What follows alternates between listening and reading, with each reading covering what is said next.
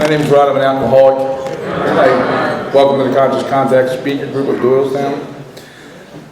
We actually started a minute early, so I might as well give you this announcement here. New Year's Eve party, Sunday, December 31st, 2017, at 49 Bridge Street, St. John's. They're looking for a suggested donation at $10. Doors open 7 p.m., 8 p.m. speaker. Sounds like it's going to be fun. We put on a New Year's Eve party jam here, but it only takes place once every 7 years. Reason for that is Saturday falls on New Year's Eve once every 7 years. So we had one last year, it was epic. So just don't drink and don't die, and in 6 years we're going to have a pretty epic party. Anyway, Ann's going to come up here and chair this, and let's have some fun. Thank you.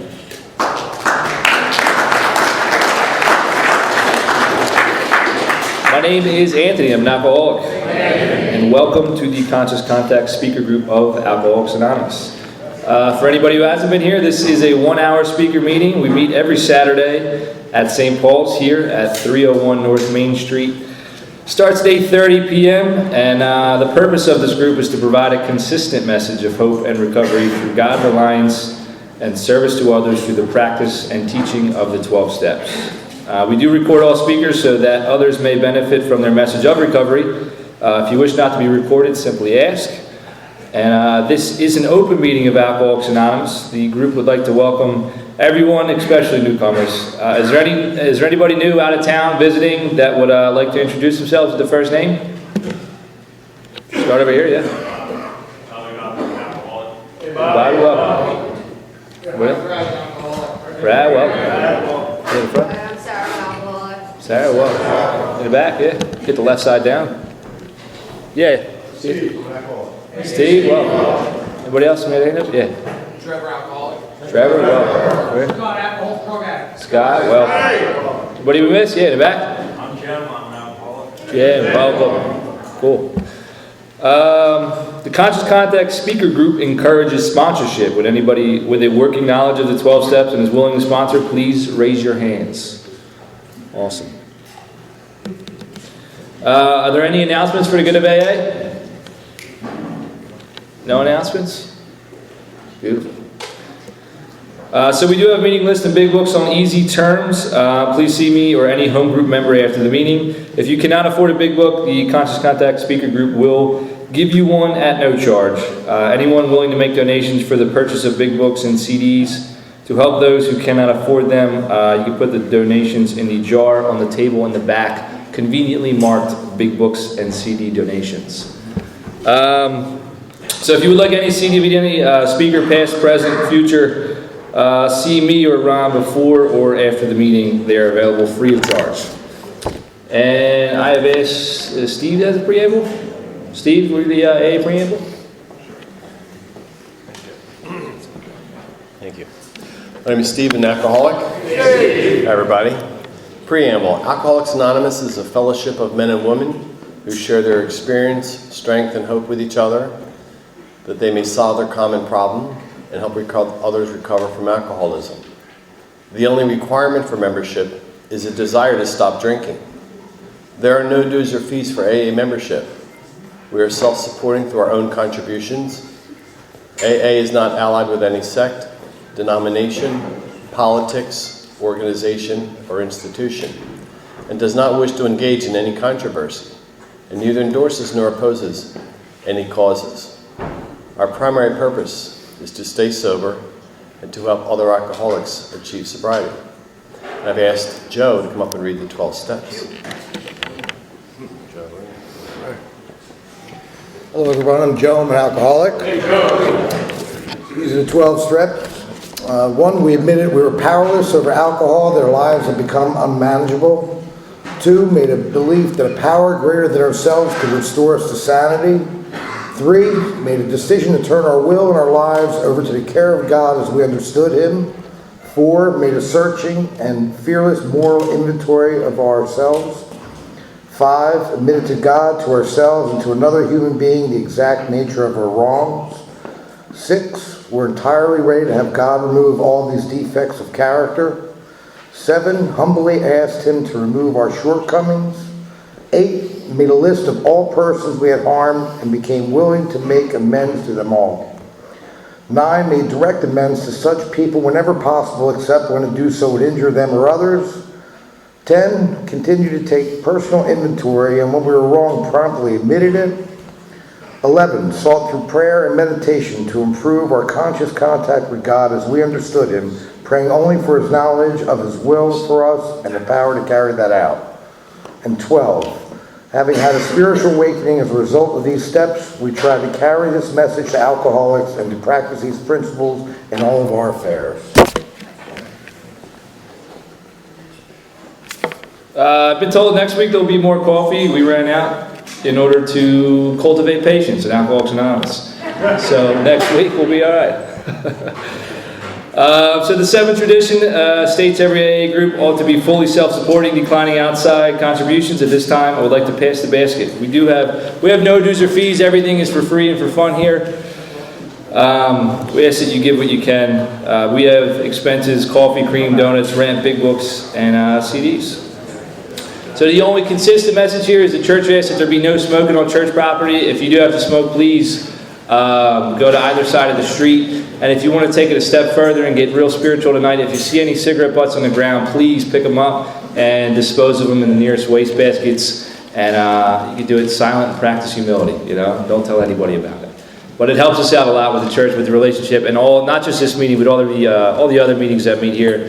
It helps the relationships that we have with the church. So please just help us keep up with that. Now, yes, we please silence the cell phones and limit the movement during the meeting to avoid distractions.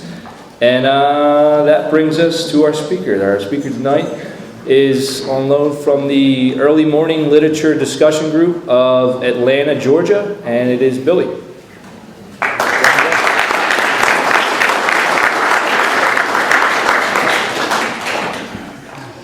I'm Billy, I'm an alcoholic. My sobriety date is January the 5th of 1990. My home group is the Early Morning AA Literature Discussion Group. You'll notice I don't have a southern accent. I am based down there for work. Got sober in New York, raised in New York, just moved from the Jersey Shore a couple of years ago. And I was speaking today earlier at an AA event, and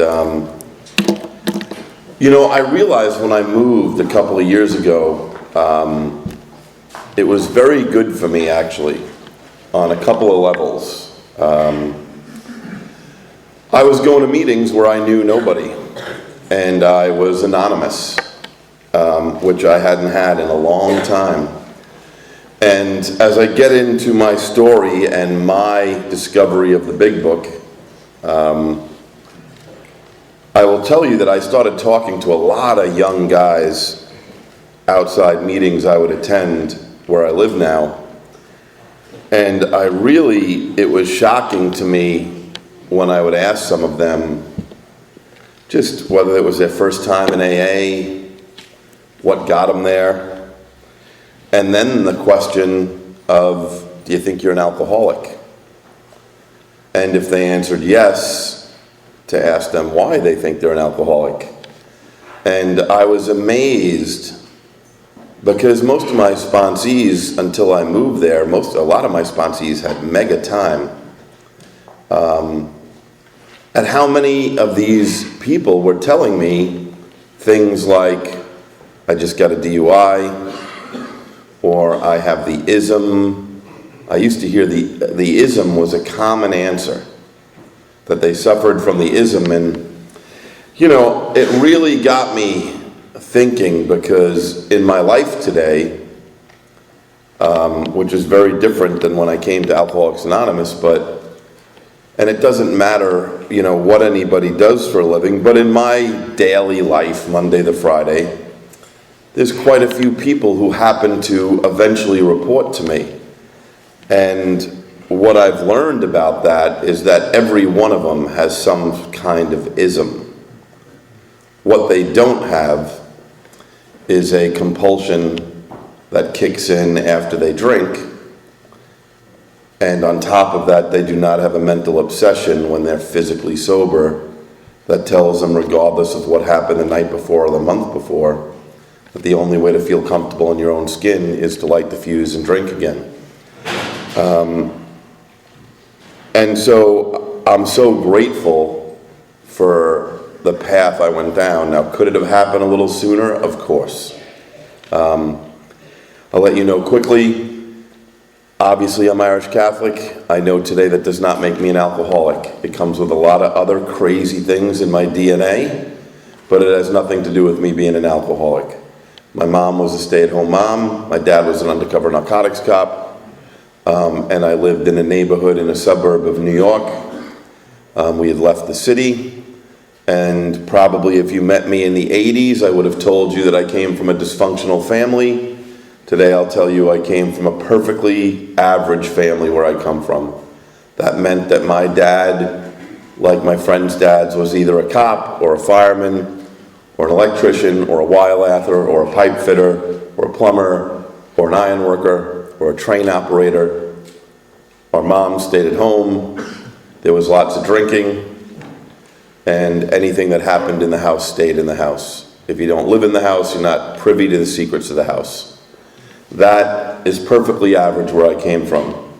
Now, I will say this, that growing up the way I grew up might not make me an alcoholic, but it sure taught me a lot of other things that the steps have had to work on. And I'm not talking about positive things. I'm talking about things that make it very difficult to get along in life with people, with authority, at school, with cops, with guidance counselors, probation officers, task officers. A lot of bad habits I learned there. Again, but nothing to do with me being an alcoholic. Now, I have 42 first cousins, which I'm in Philadelphia, so we all know that's not a lot. You know, it means my mom had 9 siblings total. My dad had 7. They each had like 4.2 kids per set of aunt and uncle. But what that makes in the family I came from is that every weekend was a revolving door of either first communions, confirmations, graduations. That's just every weekend you would go into a different aunt and uncle's house or one of the grandparents' houses. And every one of them started the same way and ended the same way. There's nothing news. Once you go to one of them, you know how all the others are going to go. You know that one of my uncles is going to bring a lot of rolls of quarters and some singles for cards. Somebody's going to bring a couple of decks of cards. Somebody's going to bring a bookie's phone number for any last-minute football games that you want to call in. And really, the men and women will never talk to each other the whole time. The men will be holed up in a downstairs basement or out on a patio playing cards and getting hammered. And maybe they'll go in and get some food. And every one of those ends the same way, like a Cops episode. It ends with my mom or one of my aunts screaming at my dad or one of my uncles, with kids that should have been in bed hours earlier. Sometimes the police coming. But I grew up in a family that we don't worry about that because, again, half of the backyard is cops or firemen. So they raised to believe that there's a set of rules for everybody else and a set of rules that we don't have to follow. And there's some things I'm going to say that are probably a little harsh, and I don't mean to say them that way, and I don't mean to offend anyone. And I'm not one who curses from the podium, and I'm not one who exaggerates from the podium. But I'm also not one who disguises things from the podium or makes things better than they were.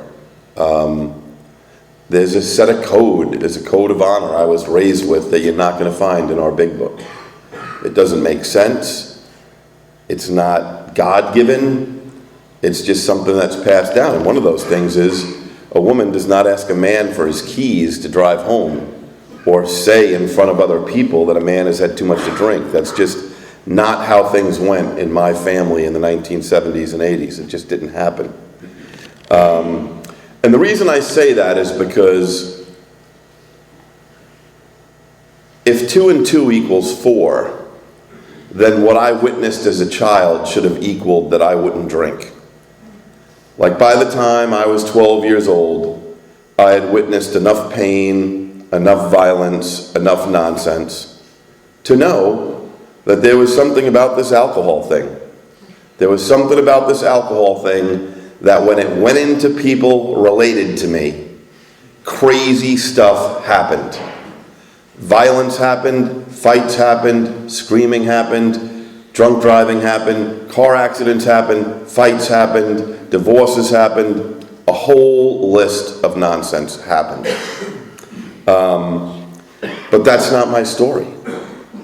My story is that I'm a real alcoholic, like you could read about on page 21 in the big book. My story is, first of all, let me just define two things. Number one, or even before I get to those two things, let me just say first, my family does not believe in alcoholism. Now today, by God's grace and Alcoholics Anonymous and the Worldwide Fellowship Group of Al-Anon, we have a whole bunch of people who now know.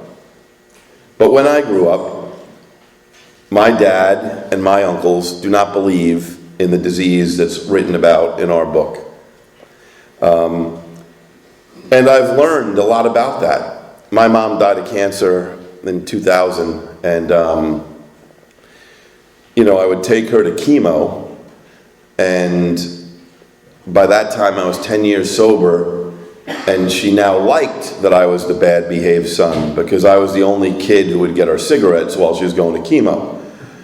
Because who cares at that point? But the reason I say that is I couldn't even imagine driving my mother to chemo and having a conversation with her that cancer is not real. Just get your head out of your ass. Just act right. But that's what I was told about this disease. That's what I was told about alcoholism from a long time ago. No one would ever use the word alcoholism. The other thing is, I can't tell you what my first drink was. I know some people can. What are we counting? Are we counting, are we counting tailgate at the Jets games or the Yankee games or the Rangers games? Are we counting that I sip beer with my dad when I go to them? Are we counting when I bartend or when my dad has a card game going on? I can't tell you what my first drink was. I can tell you what I consider my first drink. Because I discount the first 12 years of my life, because that's just father-son bonding where I grew up. The other thing is, where I grew up, according to my dad, not all drinking is drinking, which is really crazy. Just simply having a beer is not really drinking, according to my dad. Drinking indicated you were going on a mission. Drinking indicated that you had a whole night in front of you that you had no idea what would happen, but that was drinking. Drinking was being in the woods for 12 hours. Drinking was going to somebody's house to have a six-pack before you go to a keg party. That's drinking. So that's kind of the intelligent information that I was handed. And my dad, a lot of times we say that we're not going to call somebody else an alcoholic. So let me just tell you, my dad died of the family liver disease a year after my mom. They'd been divorced a while. He would never go to AA. He died at 61 years old and looked about 95. He had lost one of his legs because he had diabetes, and he was legally blind because he wouldn't stop drinking. His liver was completely distended. His heart just destroyed. But I'm not supposed to tell you he was an alcoholic, but I can tell you that he died of the family liver disease. And he leaves the house. I hate my mom. That's my story in a nutshell. Blamed her for him leaving. Which is kind of funny because I can take you 15 years forward or 18 years forward of when he left our house to being in my mom's hospice, 10 years sober, through the steps. And at 13 or 14 years old, I hated my mom for my dad leaving. By the time my mom died, I wondered why she lasted as long with him as she did. I questioned everything about how hard I was on her. So anyway, my drinking story is that I wind up going into the woods. Now, I didn't come to AA dressed like this I actually hate suits and ties. I wear them every day of the week, despise them, can't wait to never wear another one for the rest of my life. But when I came into AA, or that night I went into the woods, I was wearing black engineer boots, Levi's, a Levi dungaree jacket with an Aussie oil painting on the back of it, and a pack of Marlboro Red stuffed down the front of my pants, and that's how I faced life every day as I got up to go to junior high. And that night when I went into woods, I got my first 8-pack, the Miller Pony bottles, 8-pack, and I got a second 8-pack that night. And that's where I really can tell you my drinking started. Now, my drinking never changed after that. I have respect for everybody in AA's alcoholic story. A lot of them are different. Some of them I hear have a line, that people crossed a line. They drank like normal human beings for a certain amount of years, and then they crossed the line. I have no line in my story. I have never seen that line. I do not know where that line is. I know that I went into the woods, drank 2 8-packs, and that's how I've been drinking ever since. I do not know any way else to drink. Now, a couple of things happened, and I'll just fill you in. And listen, there's a few people here I know, but I don't know most of you, but you can let me know someday if we run into each other in 10 or 20 years and you only have a little bit of time now. So what I've learned about being an alcoholic and being in AA is that when I got sober this time, in 1990, there's a lot of things that when you're newly sober and speaking for the first time, you're really proud of, that other people can't believe you're proud of. And you talk about it from the podium like you are the coolest thing in the world. There are a lot of other things when you're newly sober that probably are very important in your story that you leave out because it's not cool. That's exactly my story. So one of the things I just want to fill you in on that happened to me was when I was in 6th and 7th grade, 6th grade in particular, I took a test at the end of the year. And it was an extra credit question that I got right. And the teacher asked me the day after this test, "How did you know the answer to that?" And I said, well, like back in October, so now we're in June, back in October, you were talking about this, and you were up at the front of the room, and you were on the right-hand side, and you mentioned this, and you wrote it on the chalkboard. I can see it in my mind on the right-hand side, 2 feet down in the middle of the chalkboard. And where I grew up in New York, they gave you all these standardized tests in 5th and 6th grade. And so I got called into all these meetings with my mom and my guidance counselor. And basically the quick version of that story is they all went the same way. My grades on those scores did not match my behavior in the classroom or my conduct. My grades were through the roof, and my conduct was horrible. Now, what really happened is that teacher had mentioned to me that I might have a good memory.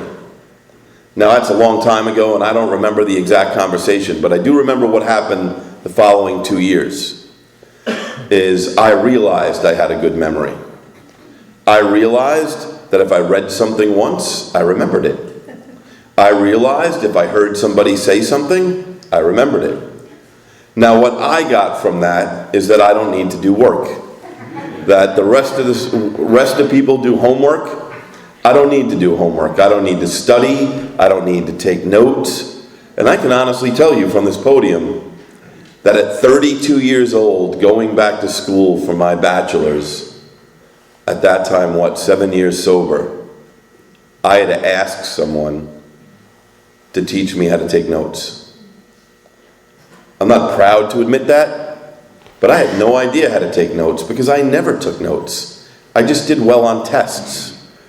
And so I start drinking, and I'm not doing any homework, and I'm getting in trouble. And my drinking story, I can tell it in 30 seconds, basically. Before I walked into the woods that night, I was a pretty decent kid to have on your baseball team, a pretty decent Boy Scout, not that bad a son. a pretty decent student, and I hated myself. And 6 months after starting drinking, like that night in the woods, my life completely changed 180 degrees. I was a horrible student, a horrible son, a horrible Boy Scout, not a good kid to have on the baseball team, not a good brother, but for the first time in my life, I liked myself. Now I realize how young 13 is today, but I'm not here to judge anybody else's story. I only have my own. I know this. For 13 years, I felt one way, and that was 13 years too long. Somebody took me into the woods, got me 2 8-packs of Miller, and I all of a sudden was comfortable in my own skin. I all of a sudden felt right for the first time in my life. Now today I know that I don't have a drinking problem, I have a living problem, I could give you all the quotes. But if I put it down to just how that looks, the big book calls it King Alcohol. The big book says we can accept spiritual help or we can blot it out our life. For me at 13 years old, life had already been so painful that wasn't a choice. I had door A, everybody likes you but you hate yourself, or door B, the rest of the world can't stand you, but for the first time in my life I feel comfortable in my own skin. That was not a question. That's not even debatable for me at 13 or 14 years old. It was easy. I'm going to go with the rest of the world not liking me and me liking myself. Now, one of the things that happened to me was, and I didn't grow up in Philadelphia. I have a lot of friends here. But in New York, if your dad is a cop or a law enforcement agent, you get these things called a PBA card. And now they have nice laminated ones. But back in the day, they were paper. And my dad would write his name on it with his shield number and his command where he worked. And there was not cell phones at that time, so just his phone number in the office on the back of it. And you would put that next to your ID or your driver's license in your wallet, so that if a cop came into contact with you and asked you for your ID, you open up your wallet in a manner in which he sees that PBA card and then asks, whose is that? And you say, it's my dad, he's on the job, where does he work? He works in narcotics. That's how that conversation is supposed to go. That's what my siblings tell me. They've had very civilized conversations like that. I have never had a conversation like that. I've had my dad's PBA card ripped up and thrown in a sewer right in front of me. I've had it thrown in a fire in the woods. And I haven't had a PBA card in a long, long time. Like, I lost that privilege. But I wound up in what New York calls a PINS petition, a person in need of supervision, a child in need of supervision. And my school district filed one on me. And so that's at the age of 14, 15. And I have to go to family court. And I love these little laminated things here, because family court was interesting. I was already alcoholically drinking for 2 years by that time. I was not a daily drinker, for sure, but I couldn't be. Life circumstances. You know, people talk about progression. I don't like that word, because I believe what the doctor's opinion says. You're either alcoholic or you're not. And if there's anyone here who's new, if you don't know who you are, if I could encourage you to do anything, it would be to leave here with someone's phone number that can help you find out if you really have this disease. I would totally encourage that. But I'm in this courtroom with a social worker and a family court judge and my mom, and we have to come up with this contract. This contract that we write on paper that gets hung on the refrigerator at home like this. And the contract had a bunch of things that I agreed to. Go to school on time, do my homework, do my chores, not smoke in the house, not drink, take out the garbage, bring the garbage cans in, a whole bunch of things to put a little structure around my life. And one of the things on that list was go to AA. Now my dad, God rest his soul, who was not a picture of psychiatric health by any means when he was alive, He got very mad because in my crazy family, we have a plan for our Irish Catholic males. You take the New York City police test, you take the New York City Fire Department test, and then if bad things happen, you become an electrician or an iron worker or whatever other union we're going to get you into. So progression I don't like that word, because progression for me means that by the time I was in 9th grade, the only thing I thought of on a Monday morning was, where are we drinking Friday night? Who has ID? Who has money? I don't know what other kids think on a Monday morning, but that's all I thought about. By the time I was in 10th grade, the only thing I thought about on a Monday morning was, I can't make it to Friday night like everybody else. Like Friday night might as well be next year. Like I need to drink by Wednesday, but Tuesday would probably be better. Like that's my progression. And my dad, he did not want me going to AA. And his reason for that was, when I took my psychological exam for the New York City police test, I would need to disclose that I went to AA. So I'm 15 years old, and he doesn't want me to go to AA because it's going to interfere with me becoming a police officer. Now, God had other plans. Now, it goes back to my memory and my drinking. I don't know if anyone here remembers, but many years ago, when we still used a lot of books, there were civil service books. They were blue and white for the police department, red and white for the fire department, in New York, green and white for the transit authority. So I had this blue book that my dad gave me. In New York City, you had to be 16 and a half to take the New York City police test. Like 3 months after I was 16 and a half, I got a 98 on the New York City police test. I read that stupid book. I memorized all the questions. I went to Franklin K. Lane High School in the Bronx. At that time, I took the New York City Transit Police test. I then took the New York City Housing test and got 100. By the time I was 17, my background would not be good enough to get either one of those jobs. So that's what God did for me. I then took the New York City Fire Department test and got 100. And in my family, that's the job that everybody wants, because you only work 8 days a month and you have another part-time job. By the time I was 18 years old, my background would never let me become a New York City firefighter. I did become a volunteer firefighter. I became an AEMT. It's interesting that I got thrown off the volunteer fire department when I was 22 years old. Not because I wasn't a good volunteer firefighter, but because my behavior and my conduct did not match what they were looking for. And no judgment against other volunteer fire departments, but the one I belong to, like for them to call out your behavior around alcohol, it had to be over the top.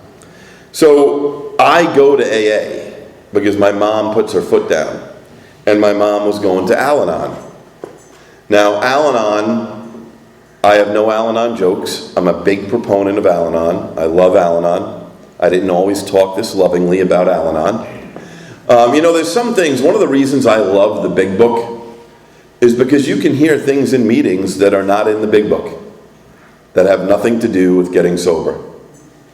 And if you go through the Big Book with someone who's been through the Big Book, you get to know what is AA and what's not AA. There's a couple of fancy sayings that people love to throw around AA that don't apply to everybody. One is, there's nothing worse than a belly full of booze and a head full of AA. That's absolutely not my story. My story is, there's nothing worse than a belly full of booze and your mom's head full of Al-Anon. That's my story.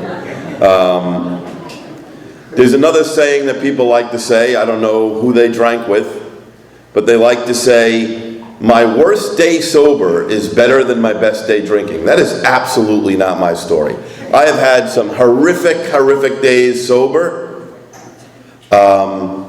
And there's a circuit speaker who I speak at a lot of conventions with. He sometimes gets mad. And if we're speaking Friday and Saturday night, we'll have a little debate going. Because he doesn't like that I say I'm a good drinker. I guess wherever he comes from in Nebraska or wherever. Like, where I grew up, I know what it means to be a good drinker. Like, I know the qualities around being a good drinker. It means I go all night. It means I don't puke till the next day. it means I know how to drink. It means I know how to go out before we go to a bar. I know all that stuff. But it was, I'm going to AA at 15, 16 years old, the way I described, in my dungaree jacket and my cigarettes. And so AA was a different time and place. If it was back then, I wouldn't be able to see you because you would all be smoking, and I wouldn't be able to see you. So I loved AA because it was the first place I went in my life. Remember, we're talking 1982, I'm 15 years old, and old people are telling me to smoke up, giving me cigarettes, buying me a pack of cigarettes, and they smoke like they light another one before the other one is even out. Like, it was a smoker's paradise. But I was a punk and cool, and you know, it's interesting, at 17 years old, a man on Long Island pulled me outside a meeting, and he said, you know, Billy, you're a pretty nice kid, but unfortunately you might be too cool to get sober, and that's a shame. And at 17 years old, what I can tell all of you honestly is that I didn't know what that meant. I didn't know what it meant to be too cool to be sober. Today, if I'm in a meeting that I regularly attend, if I'm uncomfortable, probably in the top 5 reasons of me being uncomfortable in a meeting in Alcoholics Anonymous in my life today is that I am looking at a male who is too cool to get sober. Because when you have been too cool to be sober, it is really easy to spot it across a room. Because it comes with certain characteristics that just don't go away. It means that I'm on time for sober softball, but never for a meeting or my home group. It means that even when I do come in late, I can't just sit down. I have to high five or shake hands or get coffee or whatever else I need to do. It means that I think the whole world revolves around me. And, you know, I've been counting days. I counted days. In New York, we say counted days. Who's counting days? I counted days from age 15 until age 23 in and out of Alcoholics Anonymous. And, you know, I can tell you a little bit about that time in that certain things happened that I didn't know enough yet. No one hid the big book from me. No one intentionally tried to kill me. I was just an arrogant young punk who was too cool. And I remember at 16 years old, I had heard people talk about the anniversary meeting. And so I decided to go to the last Friday of the month anniversary meeting. And I went there, and I remember sitting, it was a room like this with a window in the back in the kitchen, but it was in a basement. And I remember an old woman, like 35 years old, lowered the lights to halfway, and an old guy in his 40s came out with a cake with candles on it, and all these people started singing Happy Anniversary. And I remember sitting there at 16 years old thinking, like, 26, 36, 46, like, even if I live another 30 years, like, this is it, the last Friday night of the month, like, this is going to be my big night out. I had a lot more grand plans. I had not been to the right field bleachers at Yankee Stadium without my dad at that age. I had not been to a Ranger Islander game with just my friends. I had not been to a Red Sox Yankees game. I had not been to an outdoor heavy metal concert yet. Like, I had all these grand plans, and the last Friday night of the month anniversary meeting did not seem to compare to them. And that's why I say, when you talk about that saying of my worst day sober is better than my best day drinking, I mean, I simply compare 5 months sober, checking into a maximum custody correctional facility in New York State was not better than the first day of spring break Fort Lauderdale 1986. Like, I know that to my core. Do not ask me to compare both of those days. I am quite clear on which day was a better day in my life. I think people redefine the paragraph in the big book that says, I wouldn't trade the life I have today for the life of yesteryear. That's a no-brainer. I would not trade my life today for my old life. But don't ask a real alcoholic to compare days, because days get hard if you really have this disease. Days get really hard. And it's really easy to talk big when you have a place to live, and you have cable, and you have a car. But like, I'm a person who's been homeless. Like, back in the good old days, I would tell you, like, why it's better to go to a rich person's hotel that have these fancy sand ashtrays, because those cigarettes relight better than the ones on the subway that people put out. Like, there's a lot of people who I work with today who would not be able to understand that I know that. They would be very confused as to how I particularly know the way a cigarette that has been put down out in a sand ashtray lights better than one that's been stepped on. But the truth is, that's the truth. The truth is, I know what it's like to wait there for some rich person to get on an elevator when they used to be able to smoke in hotels, and they always had those ashtrays right by the elevators, and you could go in at the proper time and you could score, you know. When you have no money, you smoke the filter. Rich people who go in rich hotels, they light and take 2 drags and put it in the sand. Like, you can get like a whole pack of cigarettes. I also know what it's like to go up into a hotel in New York City around 8 or 9 o'clock at night after people who are traveling on business have ordered their room service, and walk down the hallways and look for a room service cart that someone pushed out, and hopefully there's a half-eaten hamburger or some french fries or a pizza. Like, the people I work with today would have a hard time understanding that I regularly used to eat food that somebody already ate. Now, I don't say that to brag, I just say that because that's the disease of alcoholism. That's where it takes us.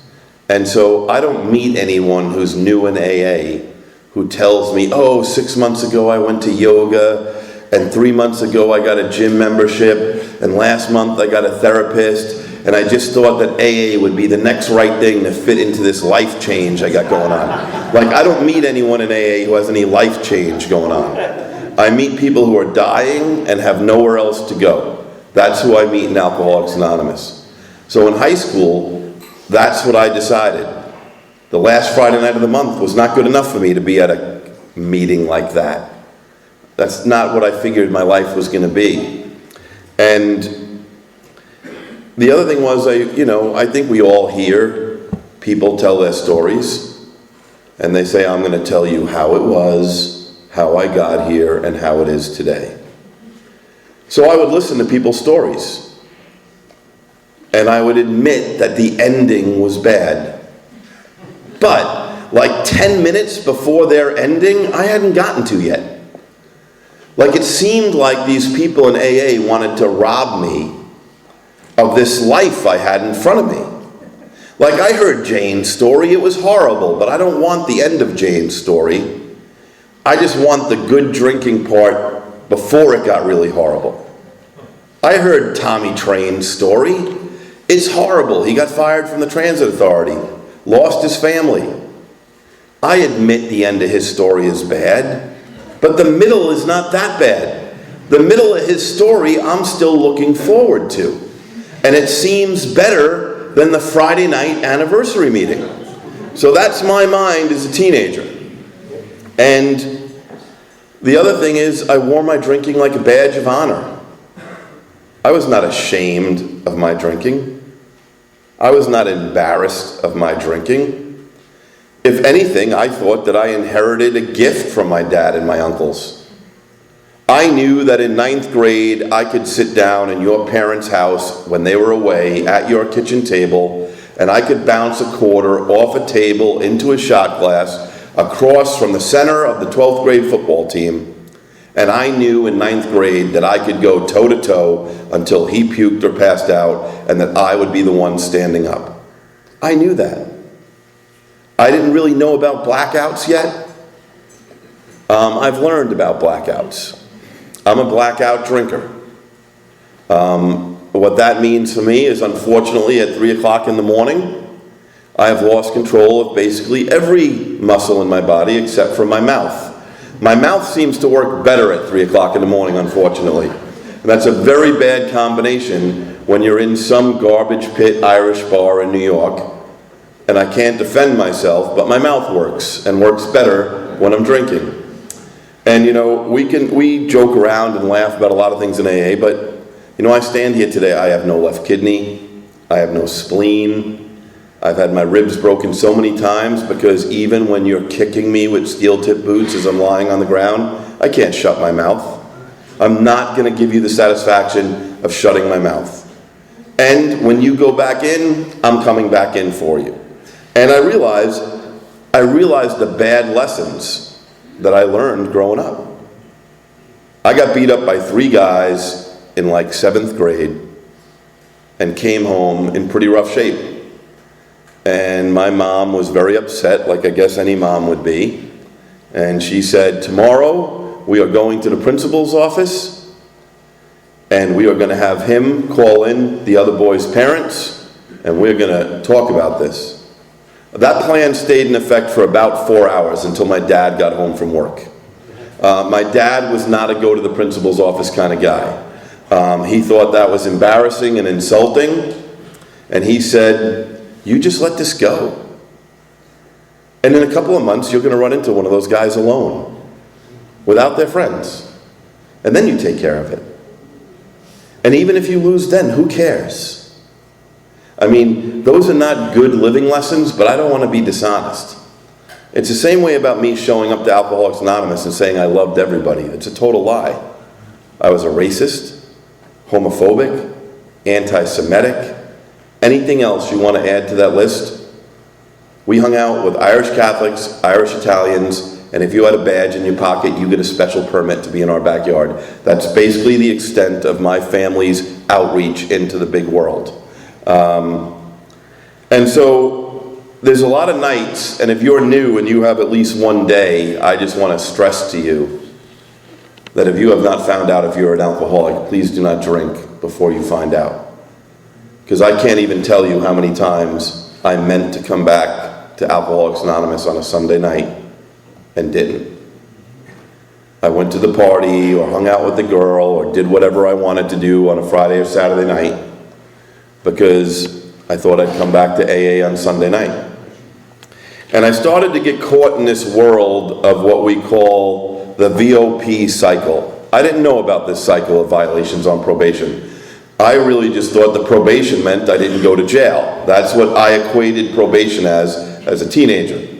Today I know that I'm basically making a spiritual promise with the judge that he is giving me a big break. I am not going into custody, and my word is I'm going to stay out of trouble. I didn't know that back then.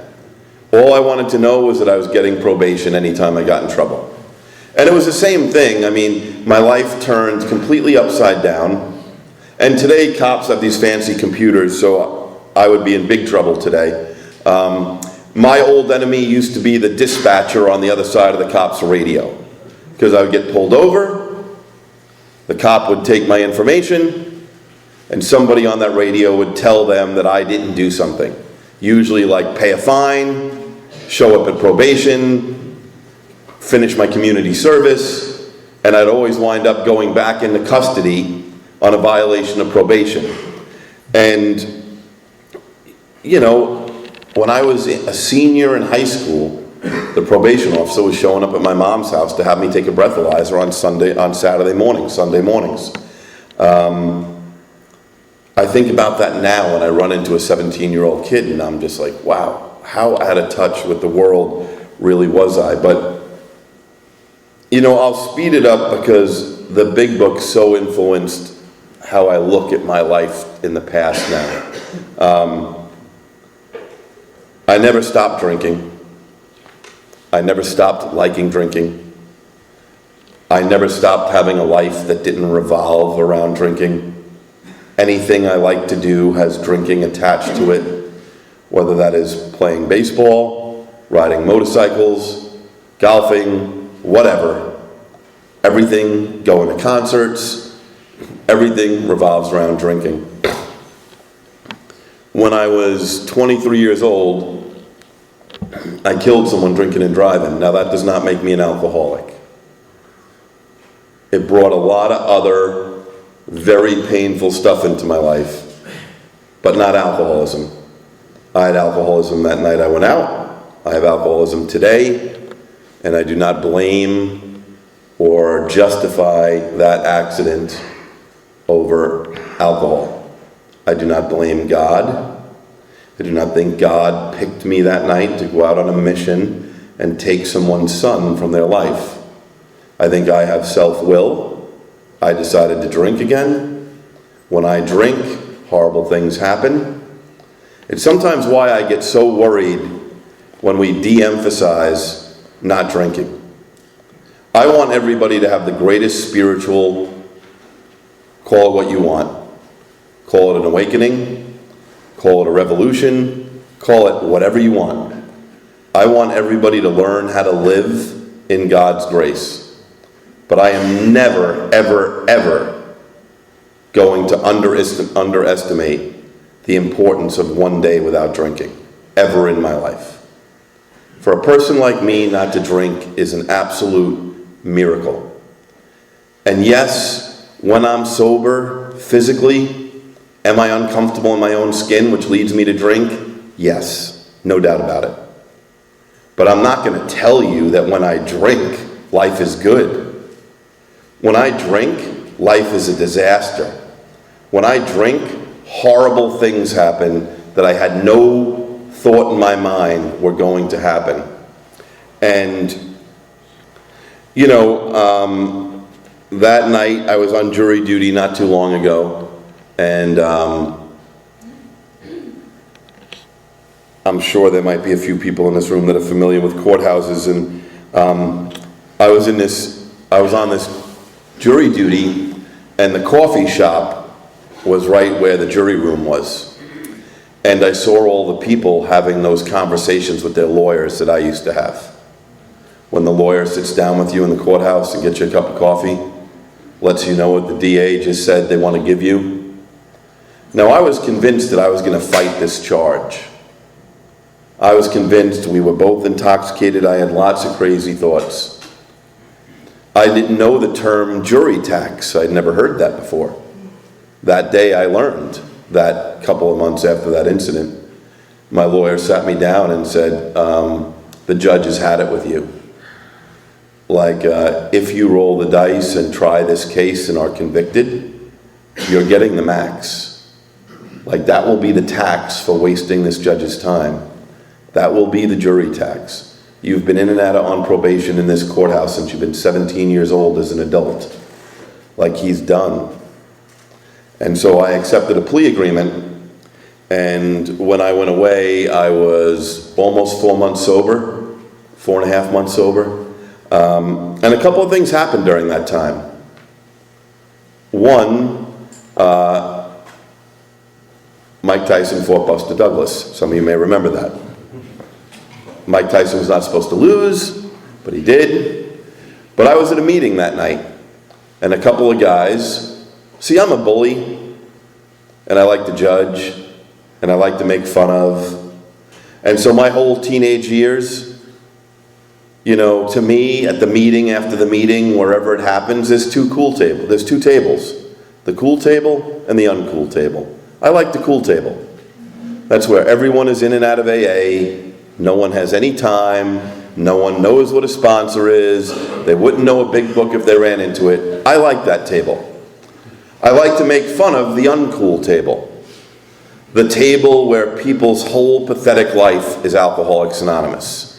The people who call their sponsor every day. So that's the way I had been acting for a long time. For whatever reason, that night, somebody had the fight on Showtime or whatever at their house on cable, and they invited me to go. And I remember being there and seeing sober guys laughing and watching the fight and playing cards. And you know, I'm so thankful for that random act of kindness, because sometimes I think we forget about being compassionate to the newcomer.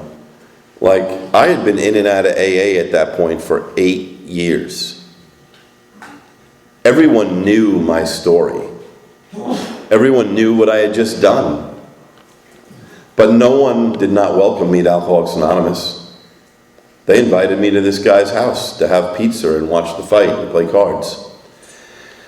When I went into custody, I had still a lot of anger and resentment.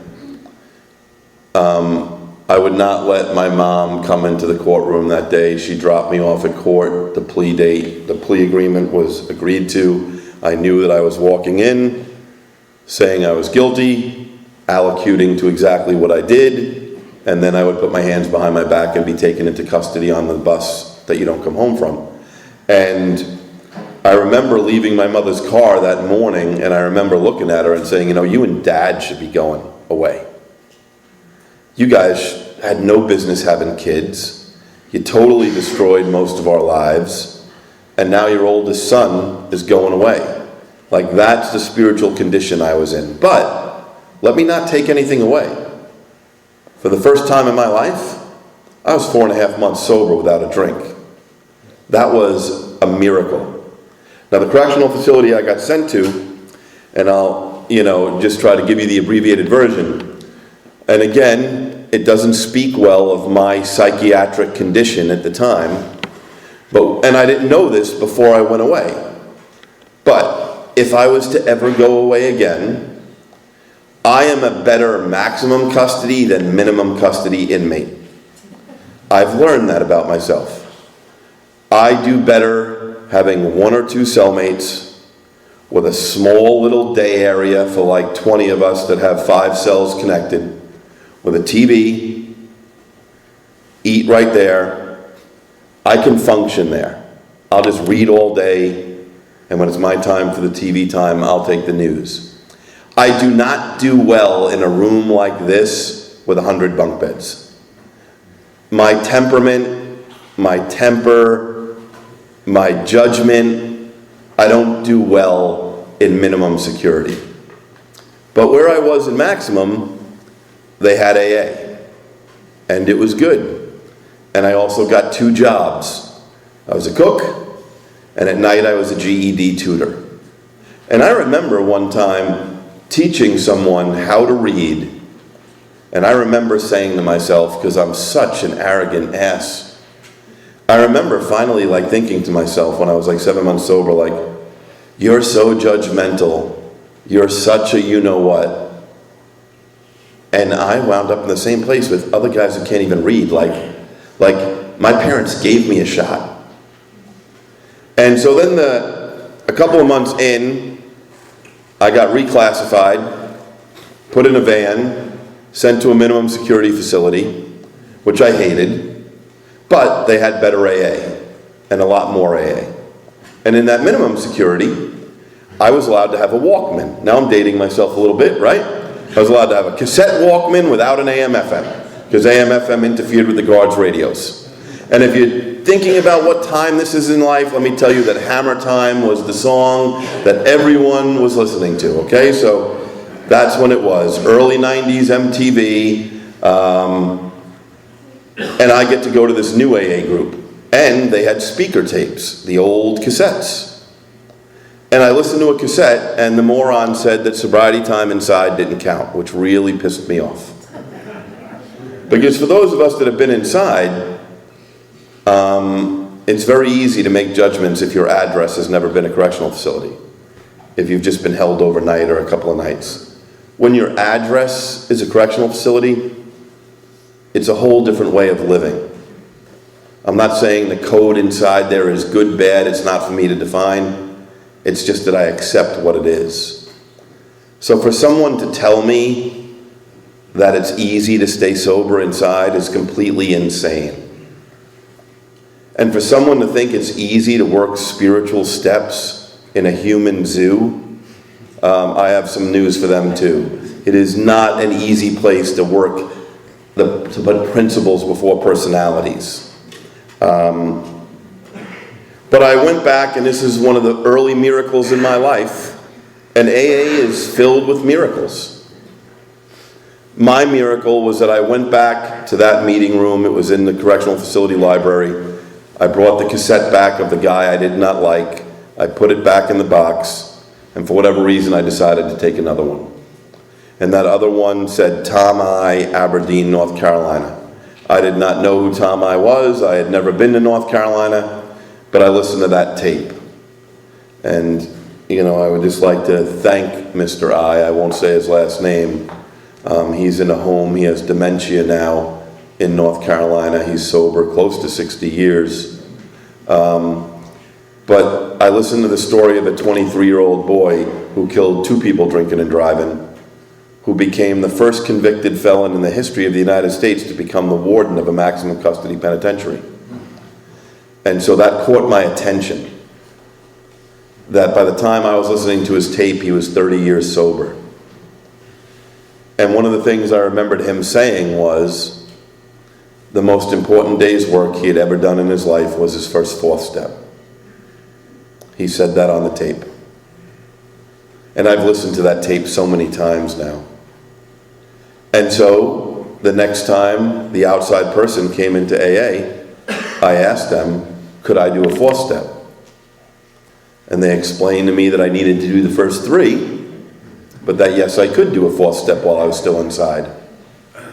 And my history and story is the same as Tom's. I've done many inventories since that day. Some in really nice notebooks with really nice lines and rows and columns. That first 4th step I did not have nice lines and columns. It probably was far from perfect. But my experience is the steps are so powerful. It's not about doing them perfectly. It's about doing them. Because for me, at that time I had just turned 24 years old.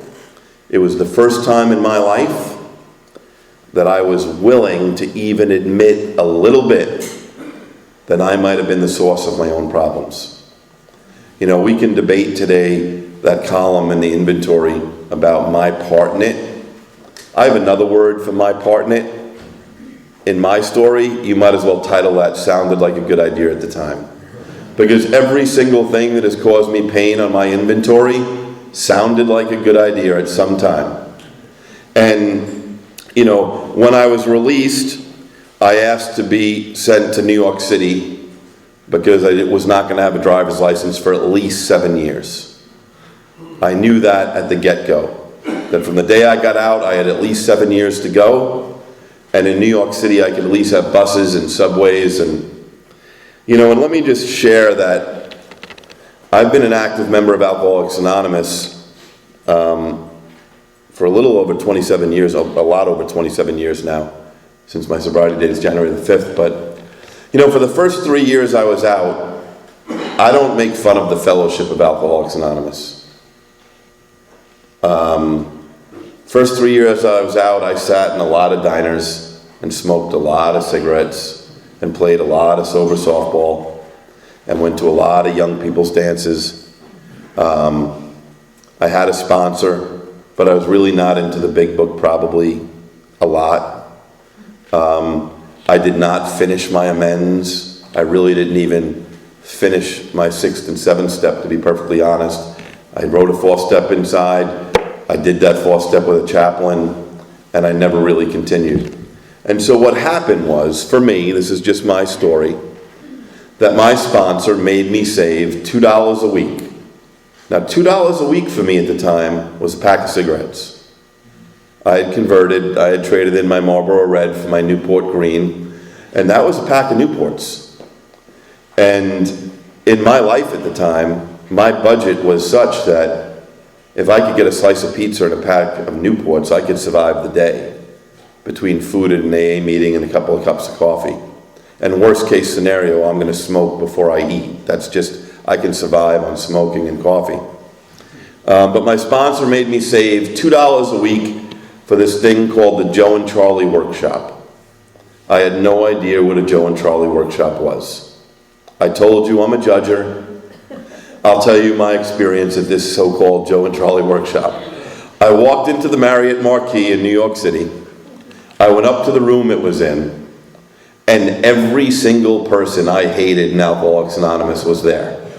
Like, you know, when you're new and young, you tend to go to like 90 meetings, you know, like 3 meetings a day, and you know where everybody else goes to meetings every night.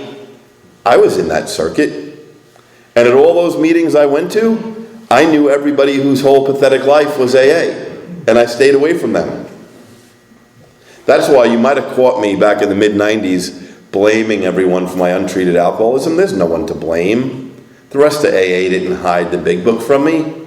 I was not outside asking someone if they had a big book. If you had a big book in your hand, I'm not going to talk to you. It's very simple. If you come to a meeting with AA literature, why would I engage in conversation with you? But here I show up at this Joe and Charlie workshop, and like the worst 4 people from each meeting are all there from all across the city. And they all have notebooks and highlighters, and some of the real crazy ones dictionaries, and some of the real crazy ones have a 1939 dictionary so they can have the definition from when the book was written. But I stayed for that weekend.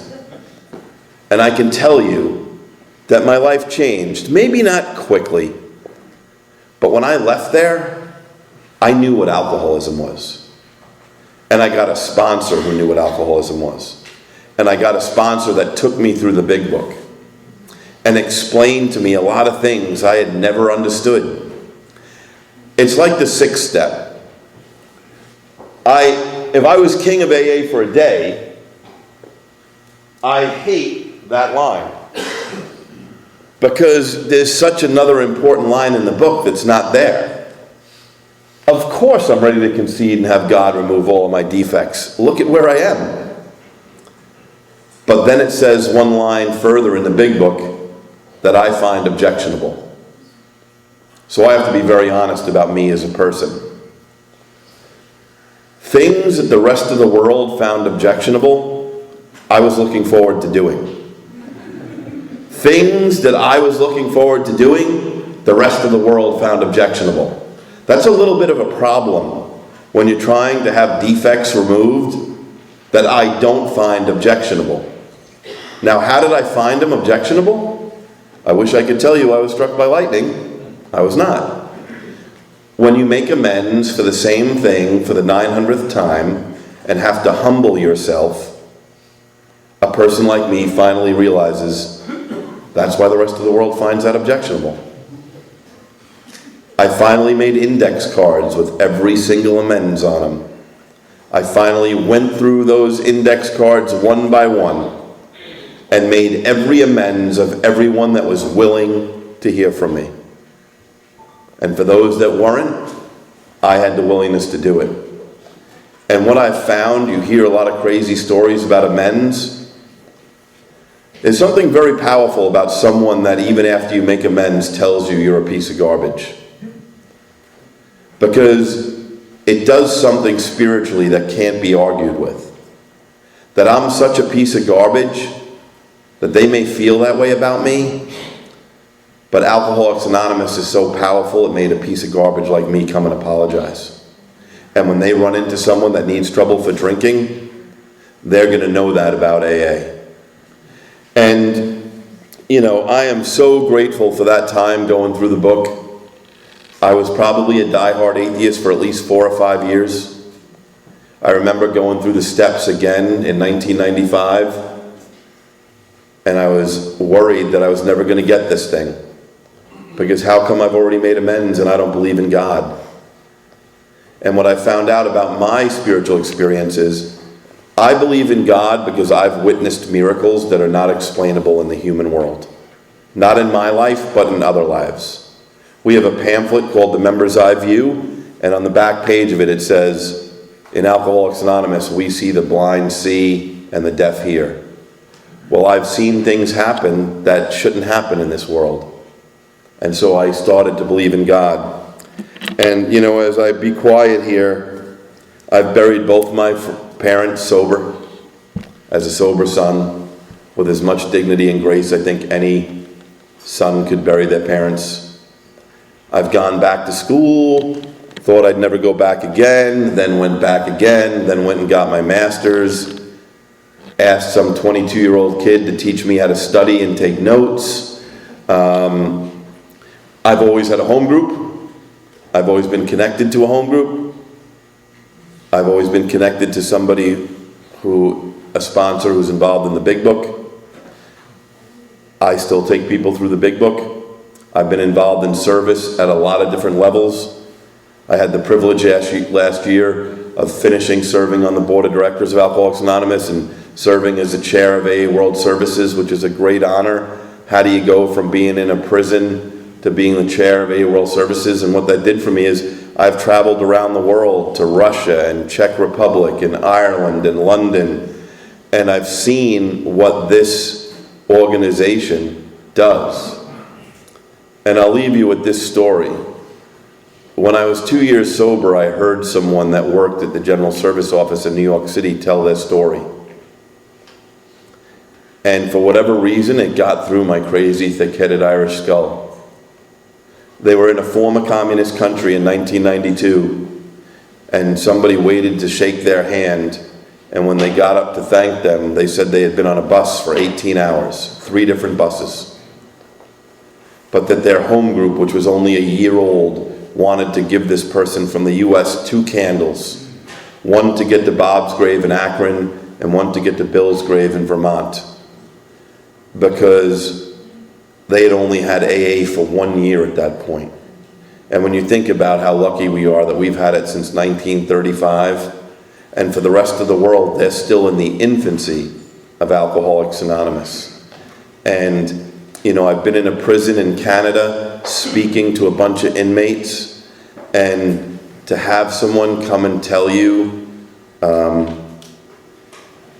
it's just amazing that they show you a letter that they had no money and wrote for a Big Book, and the office sent them a Big Book. So I really want to thank you. I love Alcoholics Anonymous to my core. I love Alcoholics Anonymous. My favorite little thing about why I love AA is this, and I hope you remember this, and if anyone ever asks you a question about why is a Big Book so important, why is our literature important, why is it important that our group send money to GSO? In 1983, there was a young Marine named Jay. Jay was assigned on an immediate combat mission to Beirut. When Jay got to Beirut, he realized he had no AA literature, and he felt like drinking. Jay wrote in June of 1983 to the New York office asking desperately for AA literature. They sent him literature, and in July of '83, he wrote back and said, "Thank you. Please send anything else you've gotten. It's really bad over here, and I can't get out of this airport to a meeting." They sent him more literature, and in August of '83, Jay wrote the New York office and said he used Bill's words out of the Big Book. He said he had good news to report, that he had started the Peacekeepers group of Alcoholics Anonymous with some locals and a few Marines, and that they met in between the shelling and the bombing and the gunfire, and they did the best they could, but he implored them to send more literature. He wrote back once again saying thank you in September of '83, and then they didn't hear from him for a couple of months until they got a letter in December. And in December, they got a letter from a local woman member of the group who said she had the heartbreaking job of letting them know that Jay had been killed in the horrible barracks blast of October of '83, where 274 Marines were killed. But she wanted them to know that the group was still meeting. And I tell you that story because if you look online and you just Google Lebanon Alcoholics Anonymous, you will see that on Tuesdays, Thursdays, and Saturday nights at 8:30, Jay's meeting meets at 8:30 p.m. And I know Jay died a hero, but I would love to meet his parents or his siblings one day and let them know what else he did while he was over there.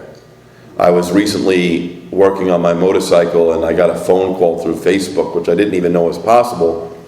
And my phone rang through Facebook, and it was a young man named Noli from Ireland, who I know who's in the Irish Defense Forces. And he was in a NATO peacekeeping force in the Bekaa Valley in Lebanon. And he called me and said, Billy, last week they gave us 3 days off. And I went to Jay's meeting. And I told them the story of Jay's meeting. And I tell you that story because sometimes I think we think miracles happened on Mother's Day 1935, and they stopped on that day. And my experience is that thousands of miracles have been happening in Alcoholics Anonymous since then, every day, happened today, and continue to happen. Thank you very much.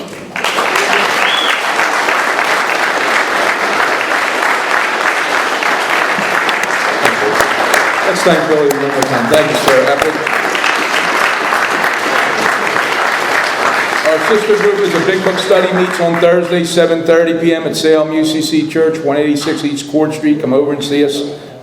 We love that Big Book thing. It's kind of fun. Next week, we got a treat for you. Gina T's coming up here, beg, borrow, and steal to be here. It's customary for us to form a line and thank our speakers. They come a long way at their own time and expense to share their experience with you guys. Thanks for coming out. There's the meeting after the meeting. We got a nice way of closing if you care to join us. We have to put the chairs away, but we have to leave 7 rows of 5 deep.